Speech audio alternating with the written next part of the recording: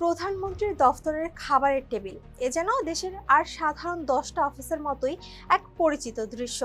নেই কোনো আড়ম্বর, নেই বিলাসিতার ছাপ, বরং আছে একেবারেই সাধারণ মানুষের জীবনের প্রতিফলন।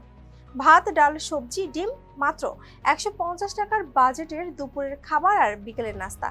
ঠিক সেই জায়গাটাই করে নিয়েছে ক্ষমতার কেন্দ্রেও। যেখানে আগে খরচ ছিল 5 গুণেরও বেশি, সেখানে এই পরিবর্তন শুধু হিসেবেই নয়, বরং মানসিকতারও। বাংলাদেশের রাজনীতির ইতিহাসে আগেও দেখা গেছে এমন সরলতার উদাহরণ। জিয়াউর রহমান নিজেও সাধারণ কর্মচারীদের মতো খাবার খেতে স্বাচ্ছন্দ্য বোধ করতেন। কি রান্না হবে জানতে চাওয়ায় তিনি বাবুর্চিকে বলেছিলেন, তার জন্য আলাদা কিছু নয়, বরং সাধারণ কর্মচারীরা যা খায় সেটাই হবে তার খাবার।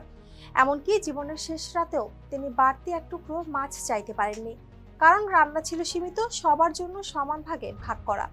তারই ধারাবাহিকতায় বর্তমান প্রধানমন্ত্রীর এই সাধারণ খাবারের আয়োজন যেন সেই ঐতিহ্যকেই নতুন করে মনে করিয়ে দেয়। ক্ষমতার শীর্ষে থেকেও কতটা সাধারণভাবে থাকা যায়, এটাই যেন মূল বার্তা।